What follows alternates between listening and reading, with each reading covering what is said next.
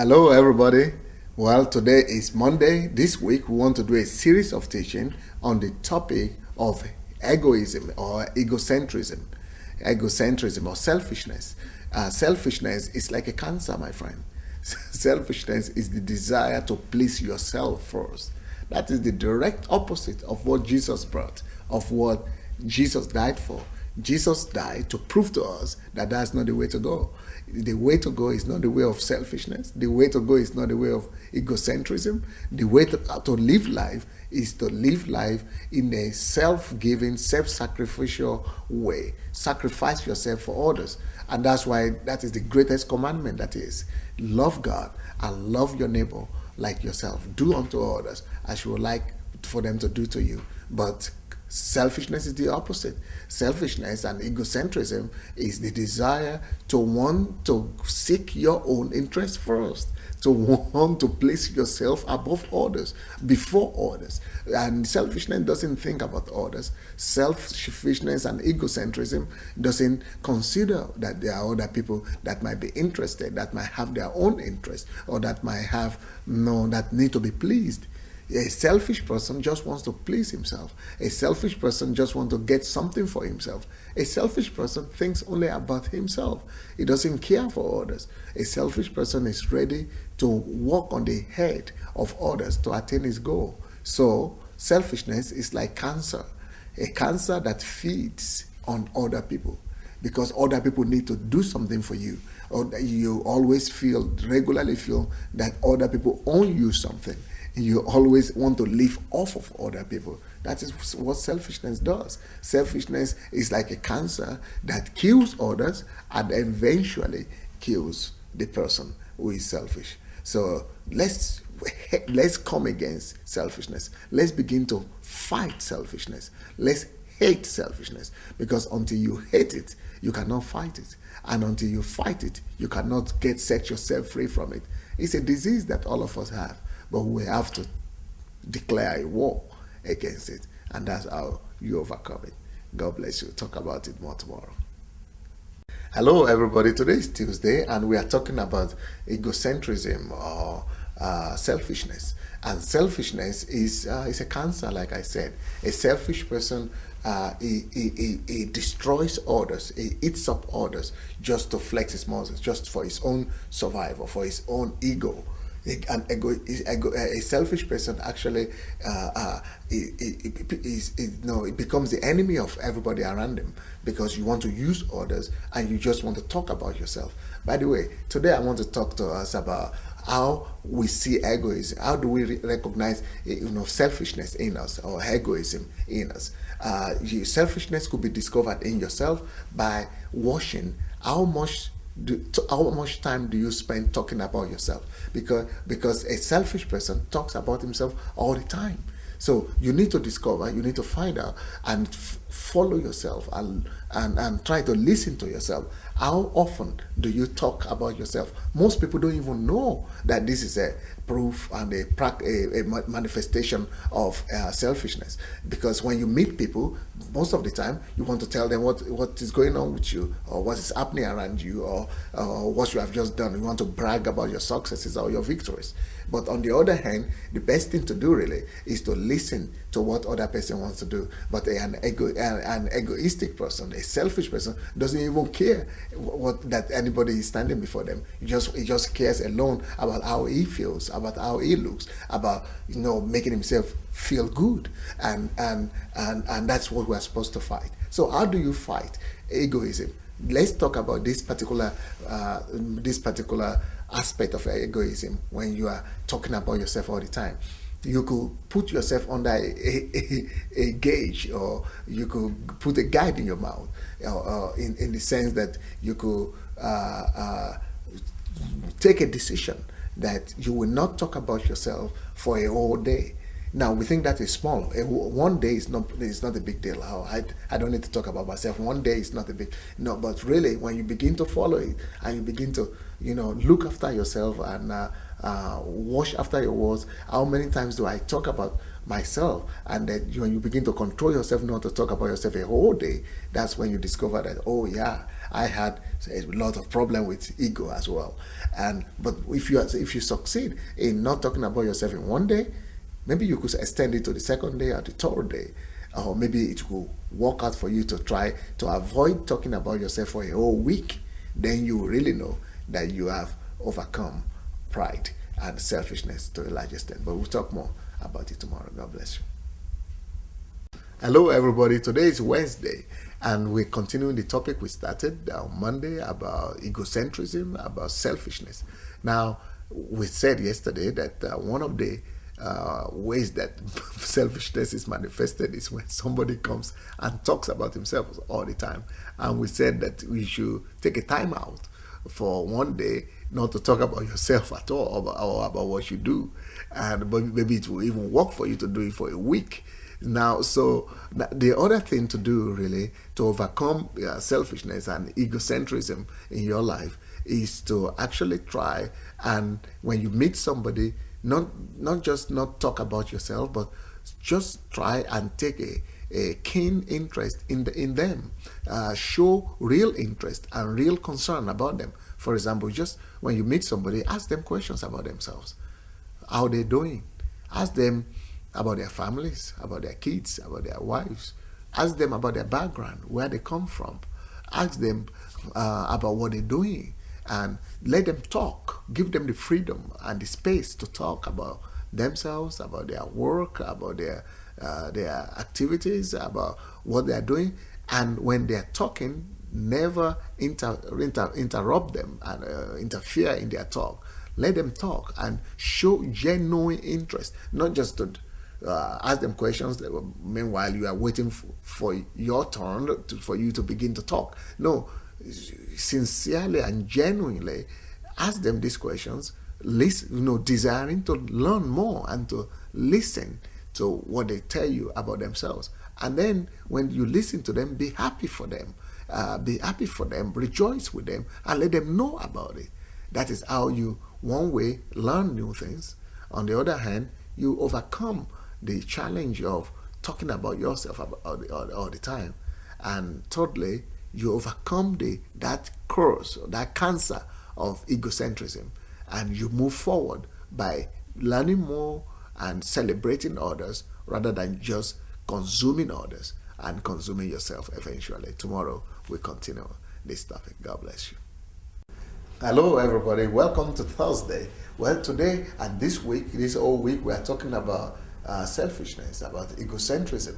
And we spoke yesterday about how to overcome selfishness and egocentrism. We say, let other people talk. And don't just let them talk. Ask them questions. Show genuine interest in them and in their affairs and how they are doing. But you see, today I want to talk about just the continuation of that. When you are allowing somebody to speak, the person you are discussing with or talking with, and you are asking them questions, many a times, they are saying some things, and you want to interject into their discussion or into their talk. You want to intercept them and interject something and just add your own remark into what they are saying, because maybe some of the things they are telling you remind you of your stories or of some similar things or similar experiences that you had. So most of the time, egoism and selfishness wants to quickly add or interject or intercept and put in one word or two words or tell your own story in the meanwhile. But that is a sign of selfishness again. So we have to control that. And so if you want to overcome selfishness and egocentrism, you have to learn to hold yourself and control yourself and let the person you are talking with, let your partner finish his discussion.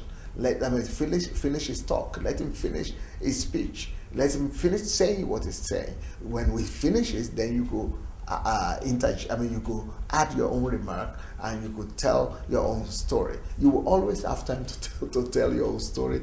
If it needs to be told, you will always have time for it. But when you're interjecting, it shows lack of respect. And when you're interjecting and you are intercepting a speaker, it also shows lack of culture. And but then when you are able to hold yourself and be able to control your feelings and be able to control your ego, you overcome yourself. You get victory over your flesh, and you become a better person. And then people can be able to, enjoy company. They are company with you. Tomorrow we are going to continue on this topic. It's a lot of more things, a lot more interesting things ahead. God bless you. See you tomorrow. Hello, everybody. Well, welcome to Friday. We keep on talking today about selfishness and about egocentrism, and I want to continue the topic. And yesterday we spoke about listening to other people and letting them talk, and don't just let them talk, but don't interject them. But we want to continue that topic. Today, I want to talk about when you listen to other people. Sometimes we do as if we listen to people. We do really listen to people sometimes, but meanwhile, as we listen to them, what is going on inside of us is even more important, especially before God. Sometimes we listen to people, and meanwhile, we are thinking, well, he's not as smart as I am. No, no, I'm better than him. I know more than him. He's inferior to me. We listen to people to judge them sometimes. And sometimes when we listen to people, a lot of things are going on in our mind. We are condemning, we are analyzing them, we are judging them, we are still making ourselves better.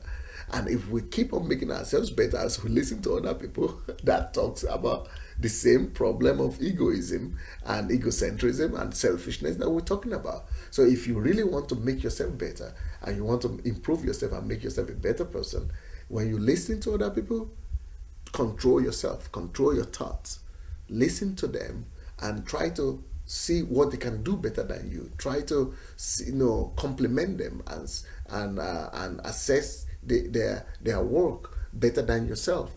Never put other people down, even if they don't know about it. Never put other people down or condemn other people or pull down other people in your heart or in your thoughts. Make sure that in your thoughts you are complimenting them. Make sure that what they are saying, the attitude and the response that you are showing physically is actually what is going on in your heart. Make sure your heart is clean, and make sure what is happening in your heart is what you are showing forward. So when you listen to other people, don't condemn them, don't compare them to yourself, and don't exalt yourself over them as you listen to them. Make sure your heart is pure. And what you are showing them, that you are listening to them, that you honor them, let that be in your heart. That way, you're making yourself a purer and a better person. All right, tomorrow we continue. God bless you. Hello, everybody. Welcome to another Saturday. Today is Saturday, and I want to continue the topic about selfishness and egocentrism that we had started on Monday. Today, yesterday I spoke about the fact that clean your heart and make sure that you listen to people and your heart is pure. What you show forth to them is what your heart is saying. Also, today I want to continue that topic and tell you about another means of overcoming selfishness and egocentrism in yourself, and that is by complimenting others. Especially when people, what is compliment? Compliment is the words of encouragement and support and approval that we speak forth when we appreciate what other people have done or what the efforts they are putting into whatever they are doing. So when people make efforts and people make attempts and people try their best, all around us, people try to look beautiful, people try to do their best, the best they could do. People make different efforts, and sometimes we all need support. They all need the support of the people around them, of their neighbors, just for them to know that somebody is here that is appreciating their efforts, and that their efforts is being appreciated by somebody. And if you notice that people around you who are doing things better than you could do, most of the time when we see somebody that is doing something better than we could do, especially in the same field, we feel bad, really. That is what ego does. Egocentrism and selfishness. Really, a selfish person feels pain, feels bad, feels sad when he sees somebody that is making efforts in some things and is doing much better than he himself is doing. We don't want to compliment them, especially when they are better. But when you overcome yourself and go ahead to compliment them, that is when you become a better person.